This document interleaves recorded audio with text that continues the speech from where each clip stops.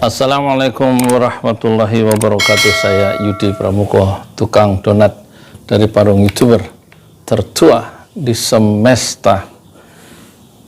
Selamat Idul Fitri dulu ya. Mohon maaf lahir dan batin. Taqabbalallahu minna wa minkum. Meskipun sekarang sudah hari Jumat, hari keempat Idul Fitri, tapi masih dalam suasana Lebaran ya.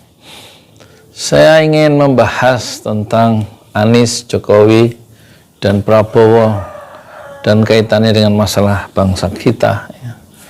Tentu manuver-manuver silaturahmi politik Idul Fitri yang dilakukan oleh tiga tokoh itu adalah yang paling menarik.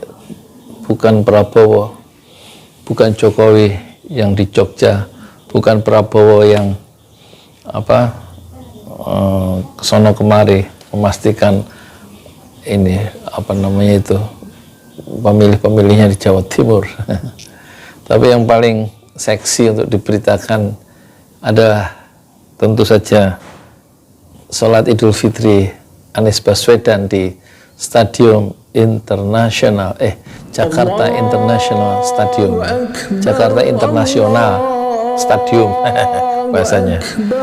Itu yang paling menarik. Kalau Pak Jokowi saya kira dia sudah akan masuk kotak sebentar lagi dan tidak akan dikenang lagi dalam sejarah politik Indonesia modern karena prestasinya itu diimbangi oleh keburukan-keburukannya yang banyak sekali, terutama meninggalkan hutang yang banyak ya. Hutang Indonesia sampai sekitar 7.014 triliun. Jadi satu bayi yang lahir itu menanggung beban menurut Sri Mulyani itu 30 juta rupiah ya. Zaman SBY setiap bayi yang lahir itu menanggung beban hutang 13 juta rupiah. Jadi di zaman Pak Jokowi hutang itu lebih banyak, dan menurut JK itu wakil presiden Jokowi periode pertama, dalam ucapannya di pers yang dikutip di mana-mana, hutang tahun ini 2022 untuk membayar cicilan bunga hutang saja itu 400 triliun. Dan jika mengingatkan siapapun presidennya setelah Pak Jokowi, itu haruslah presiden yang punya kemampuan yang besar untuk menyelesaikan masalah-masalah yang diwariskan oleh presiden sekarang. Dan haruslah seorang presiden yang tahan banting karena masalahnya luar biasa, terutama hutang. Siapapun presidennya, termasuk Anies, dia akan mewarisi satu kerusakan ekonomi, beban hutang yang banyak, dan macam-macam. Kalau Prabowo itu agak sukar ya, dia akan kehilangan pemilih yang banyak, terutama kaum emak dan juga para pedagang kecil dan kaum Islam kota begitu, yang dulu mendukung atau pengikut dari Habib Rizik Syihab, kaum Islam modernis dan juga Islam menengah bawah itu akan menarik diri dari mendukung ke Prabowo yang dicap sebagai pengkhianat karena dulu dibela-bela kemudian masuk istana tanpa memberikan satu sinyal, tanpa wala kalam wala salam. Itulah Prabowo. Jadi tampaknya peluang yang lebih soft, lebih terbuka ya adalah Anies Baswedan dengan hanya menjadikan stadium Jakarta International Stadium sebagai tempat Idul Fitri itu, kemudian dia mengkampanyekan dirinya sebagai seorang gubernur yang berhasil dan melahirkan mahakarya yang indah, yaitu stadium tingkat dunia, yaitu JIS Jakarta International Stadium, dan itu diliput oleh dunia sebagai keberhasilan dari Anies Baswedan, dan itulah yang akan meningkatkan elektabilitas dia, dan apalagi dia tidak pulang ke Jogja betul-betul dia mencintai rakyat Jakarta dan mencintai rakyat Indonesia, kira-kira begitu. Dengan narasi-narasi dan karya-karyanya yang berbasis pada ide dan narasi yang selalu dia ungkapkan. Dan tampaknya persoalan kita tidak akan selesai dengan terpilihnya presiden baru, yaitu Anies Baswedan. Meskipun tidak punya partai politik, mudah itu politik.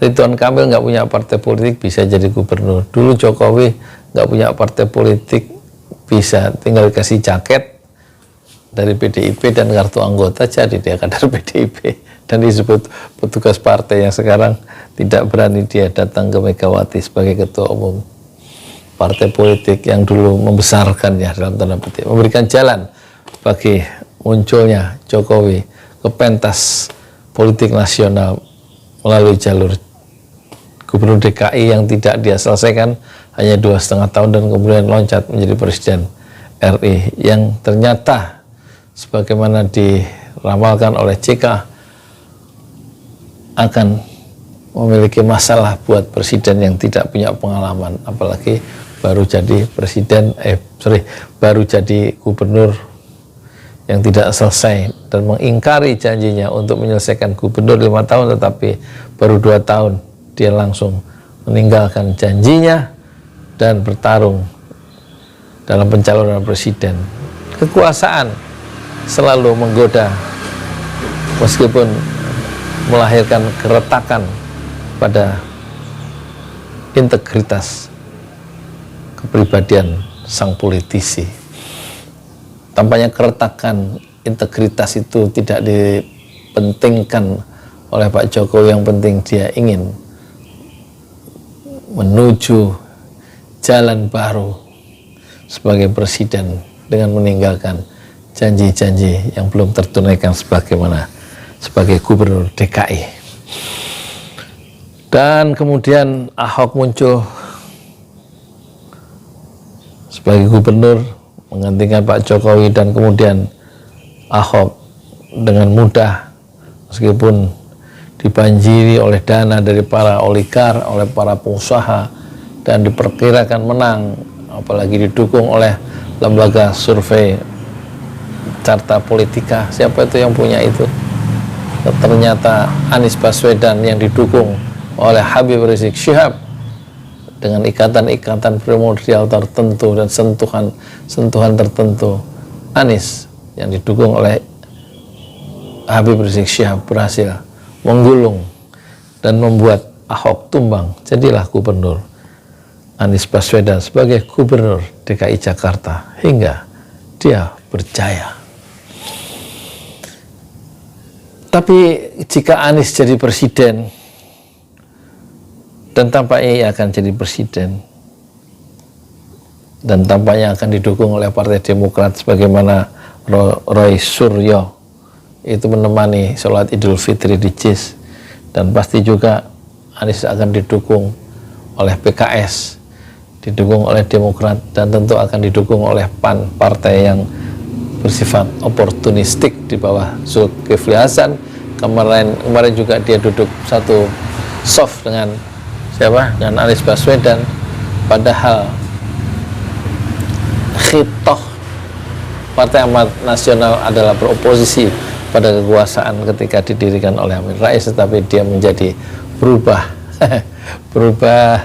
khitoh ketika dia kemudian masuk ke dalam lingkaran kekuasaan dan juga tidak dapat apa-apa di bawah kepemimpinan Zulkifli Hasan. Sekarang dia menjaga jarak kembali dengan istana, dan tampaknya dia akan merapat kepada penguasa baru sebagai partai yang oportunistik, ya, tanpa perlu mempertimbangkan atau mempertahankan jati dirinya sejak semula, dan dia tampaknya akan mencari suaka atau mencari perlindungan politik supaya aman sampai tahun 2024 dan akan bisa maju bersama dengan Anies Baswedan. Itulah Partai Amanat Nasional di bawah Zulkifli Hasan. Ya, moga-moga semua itu baik-baik saja. Anies kita doakan jadi presiden, dan presidential threshold yang 20% tampaknya akan tetap menjadi satu jangkar atau menjadi satu political barrier, menghalang secara politik bagi orang lain, bagi politik yang lain, dan hanya beberapa partai saja yang bisa mencalonkan calonnya untuk maju dalam pertarungan calon presiden. Tampaknya Nasdem, Demokrat, dan kemudian PKS dan PAN itu akan menjagokan Anies Baswedan. Sementara Prabowo mungkin dia akan berpasangan dengan Puan, karena dua kekuatan yang diperhitungkan real, yaitu Gerindra dan PDIP, tentu akan menjadi satu argumentasi politik yang kukuh bahwa cukup dua partai itu bisa memenangkan Prabowo sebagai presiden. Tetapi kita masih ingat ya, one man one vote, satu suara satu orang, itu memang nanti akan menyulitkan Prabowo sendiri dan Puan jika kelompok Islam yang dulu kecewakan tiba-tiba berbondong-bondong mendukung Anies yang masih bagian dari kaum milenial gitu. Soal wakil presiden yang perempuan tentu juga masih ada resistensi penolakan di kalangan sebagian umat Islam. Kalau bisa masih ada laki-laki, kenapa presiden itu harus perempuan ya. Tampaknya angin baru, angin yang segar, angin yang penuh dengan harapan-harapan baru adalah milik Anies Baswedan di tengah persoalan-persoalan bangsa yang berat ya, dengan utang yang besar, ekonomi yang ambruk, 5 tahun pertama tidak tumbuh, hanya 5% karena konsumsi, itu bukan pertumbuhan ekonomi kata ahli. Kemudian 5 tahun kedua atau 3 tahun pertama tidak tumbuh dengan alasan pandemi dan lain-lain, tetapi proyek-proyek mercusuar itu tetap dilangsungkan yang menguras ya APBN, termasuk kereta cepat Jakarta-Bandung, ibu kota negara.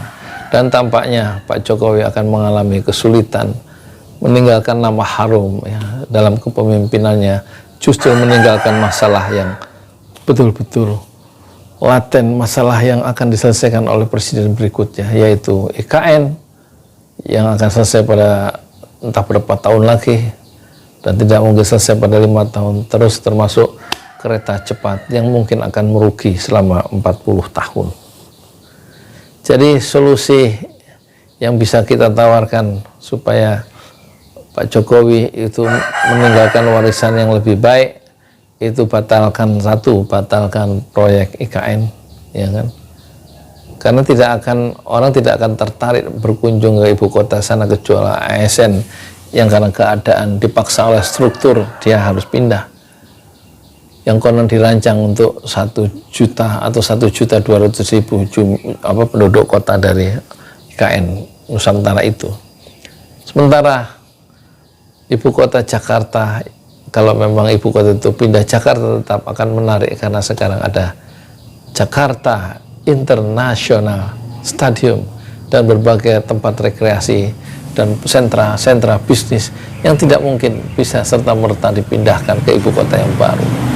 Jadi ibu kota baru IKN itu hanya simbolisasi, sebuah simbolisasi keangkuhan seorang penguasa atau ambisi penguasa yang sebenarnya tidak berdampak banyak bagi pertumbuhan ekonomi. Pertumbuhan ekonomi tetaplah Jakarta yang punya, selain masalah, juga punya cerita tentang kesuksesan orang-orang yang bertarung dalam kehidupan di kota Jakarta yang kian hari kian sumpek, tapi menjanjikan banyak harapan dibanding hidup di desa. Jadi yang pertama tentu Pak Jokowi akan segera masuk kotak dan tidak akan bisa dikenang lagi, karena di dalam pengamat-pengamat luar negeri maupun dalam negeri sudah mengatakan, satu, Pak Jokowi adalah sebagai presiden adalah uncapacity ya, tidak punya kapasitas ya. hanya dimanfaatkan oleh para oligarki, oleh orang-orang yang segelintir orang-orang yang memanfaatkan untuk kepentingan kelompok mereka sendiri dengan memanfaatkan jabatan presidenan yang menurut Mahfud itu tahun 2024 haruslah presiden yang strong leader, presiden yang kuat, berarti secara tidak langsung atau pada nafas yang sama orang menyimpulkan bahwa kepemimpinan sekarang adalah dipimpin oleh seorang presiden yang lemah.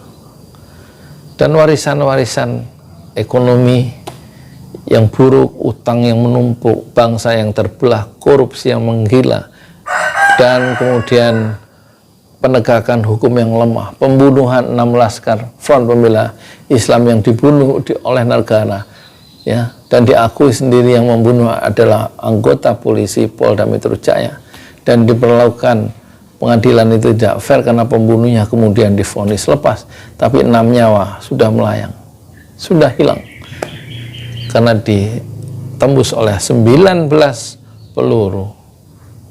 Nah, ini masalah-masalah inilah yang akan diwariskan ke depan oleh Pak Jokowi. Satu, pelanggaran HAM, tokoh-tokoh kritis di penjara karena mengkritik kebijakan pemerintah.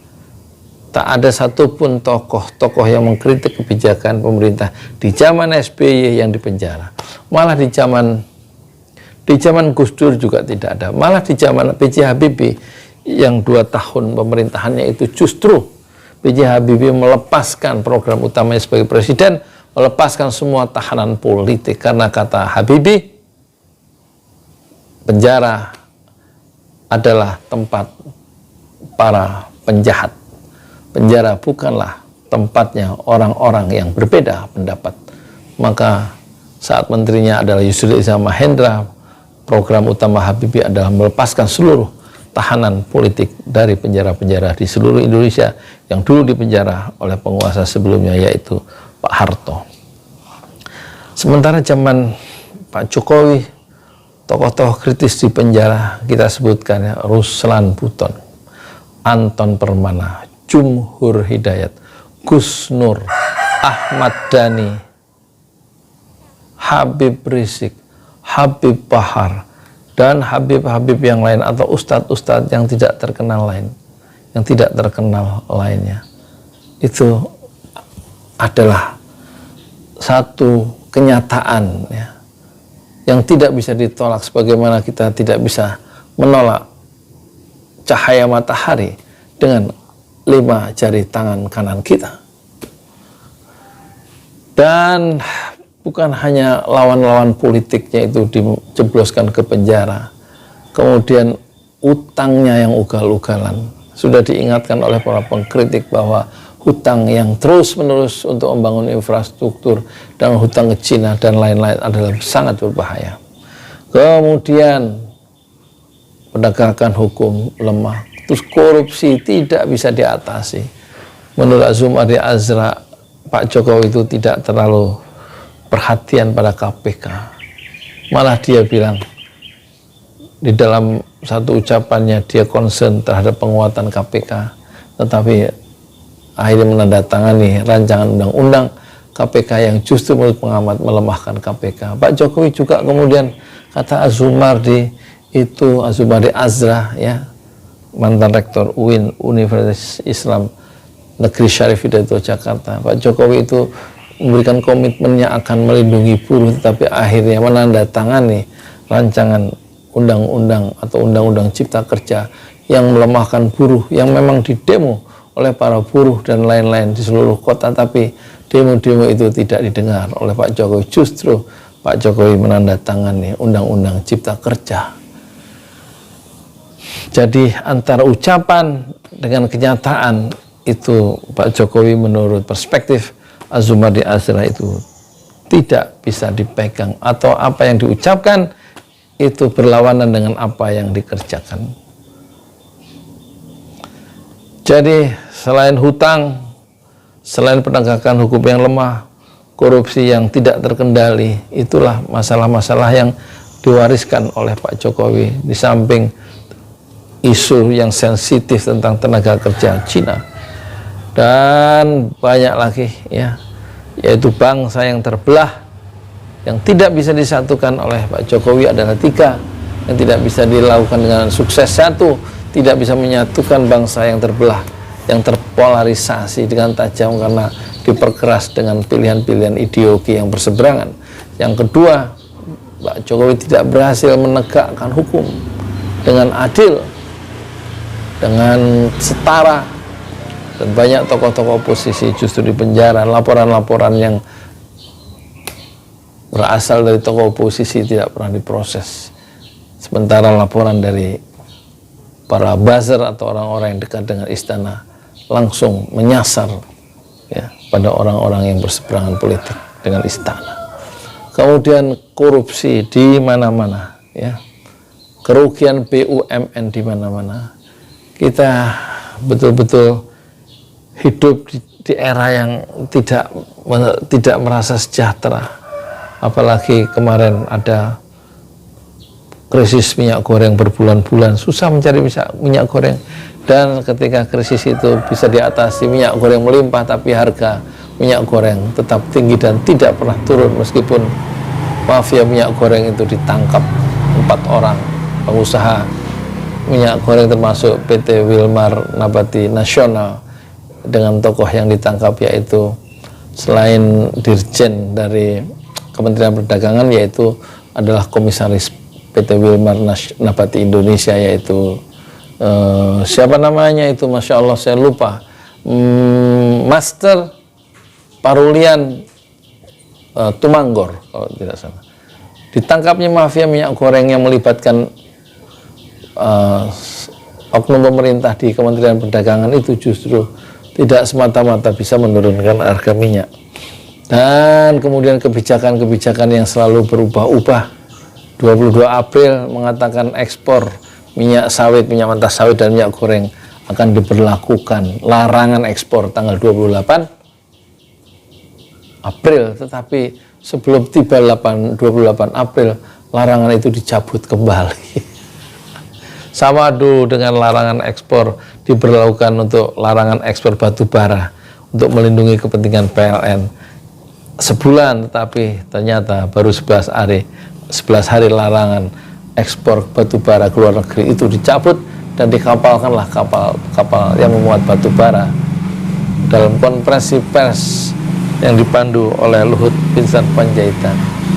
Jadi itulah masalah-masalah kita ya, masalah hak asasi manusia yang belum diselesaikan. Siapa aktor pembunuhan 6 Laskar Front Pembela Islam itu? Tentu mereka tidak bekerja sendiri, mengejar iring-iringan dari pengajian subuh Habib Rizik Syihab sampai kilometer 50 dan akhirnya dibunuh 6 yang menghalang-halangi perburuan terhadap Habib Rizik Syihab itu. Siapa yang memerintahkan itu? Polisi yang berani mengejar, tentu ada surat perintah. Nah, siapa yang mengeluarkan surat perintah itu? Itu mungkin yang akan dikejar oleh penegak hukum di era presiden baru setelah 2024. Kemudian pelanggaran-pelanggaran hak asasi manusia itu juga banyak yang belum dituntaskan sebagaimana dituntut oleh salah satu poin dari demo 11 April ya di DPR oleh aliansi BEM seluruh Indonesia, termasuk menyelesaikan pelanggaran hak asasi manusia. Dan kemudian masalah baru yang akan dihadapi oleh Presiden Anies Baswedan adalah hutang yang mencekik ya, dan pertumbuhan ekonomi yang rendah, bangsa yang terbelah, dan korupsi yang menggila. Itulah yang akan ditangani oleh presiden baru. Siapa presiden baru? Bukan Prabowo, tetapi Anies Baswedan. Dan kemudian Anies juga akan menghadapi satu tantangan yang real di depan mata, yaitu bagaimana menghentikan proyek IKN dan bagaimana menghentikan proyek dari kereta api cepat yang menguras APBN. Kedua-dua proyek mercusuar yang hanya akan membuat sekelompok orang itu bangga, padahal secara rasional dia membuat APBN itu bisa jebol dan mengambil hak APBN lain, sektor lain, sehingga kesejahteraan itu menjadi jauh dari harapan yang diinginkan oleh rakyat banyak. Karena anggarannya tersedot untuk kereta api cepat dan juga proyek mercusuar. Selain kereta api cepat, Jakarta-Bandung juga IKN. Itulah tugas-tugas yang mungkin akan diemban oleh Anies Baswedan. Di samping Anies harus menyelesaikan siapa aktor intelektual pembunuhan 6 laskar Front Pembela Islam, itu belum, masih untouchable, yang masih tidak bisa disentuh karena mendapatkan perlindungan politik, suaka politik dari kekuasaannya.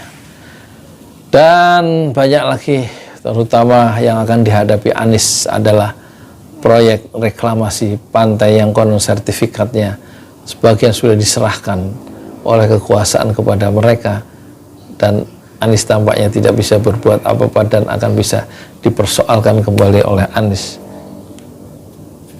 menghadapi para cukong itu, menghadapi para taipan itu, menghadapi para oligar itu. Sementara Habib Rizik tentu tidak lama lagi keluar, dan dia akan kembali mengatakan bahwa saya akan jadikan 9 naga itu menjadi cacing-cacing, dan ucapan itu yang membuat naga-naga itu bergetar, dan kemudian bagaimana berusaha untuk membungkam Habib Rizik dengan segala cara. Dan tampaknya suasana akan berubah, cuaca politik akan berubah, matahari selalu akan memancarkan cahayanya di pagi hari, dan angin perubahan selalu berhembus ke masa depan. Saya Yudi Pramuko, tukang donat dari Parung, YouTuber tertua di semesta Fasbir Sobron. Jamilah, bersabarlah dengan kesabaran yang indah. Assalamualaikum warahmatullahi wabarakatuh. Assalamualaikum warahmatullahi wabarakatuh. Saya Yudi Pramuko berada di tanah wakaf Haji Prama Arta dari Bogor untuk dibangun Masjid 6 Syuhada Pesantren Tahfiz Al-Quran Ojolalis seluas 120 meter, dan alhamdulillah dimulai pada tanggal 2 Agustus 2021, berhenti pada hari ke-118. Pertama, sudah ada 12 tiang ditanam setinggi 4 meter, dan cakar ayam itu setinggi dalam 4 meter, 1 meter ya. Itu yang pertama ya. Yang pertama, tiang yang kedua setinggi 4 meter untuk masjid 2 lantai. Kemudian ini ketiga, dan ini keempat.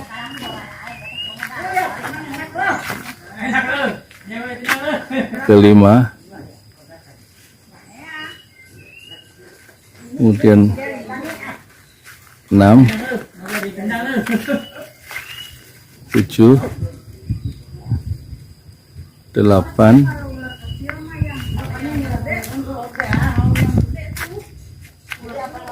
kemudian 9, 10, 11, 12, 4 yang lagi yang belum dicor, terhenti sebelum puasa. Rasulullah bersabda, man bana masjidan lillah banallahu lahu fil jannah mislah. Siapa yang membangun masjid karena Allah, maka Allah akan membangunkan sebuah istana atau sebuah rumah di surga. Silahkan jika ingin membantu pembangunan Masjid 6 Syuhada Pesantren Tahfiz Al-Quran Ojolali senilai 1 miliar untuk 2 lantai, sekaligus pembebasan tanah di sebelahnya 300 meter. Mana, Mak? pinjam duit apa dek? Pinjam duit. Pak Narto. 10.000. Kagak bawa duit saya. Kalau nggak punya beras. Pinjam hari 10.000, Wek. Kagak bawa duit. Nggak bawa duit. Ya. Bohong baik. Ini bawa ginian nih, bawa gambar.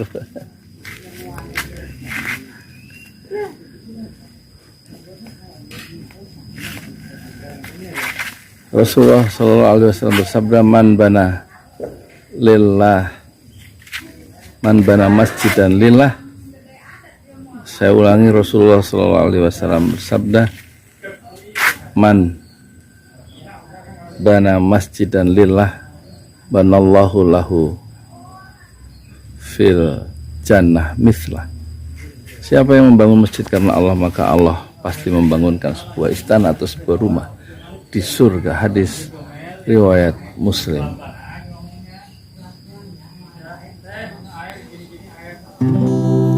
Sampai aku tutup usia,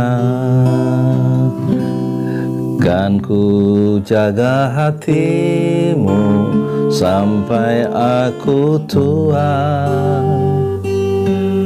Walau keriput di pipimu terlihat,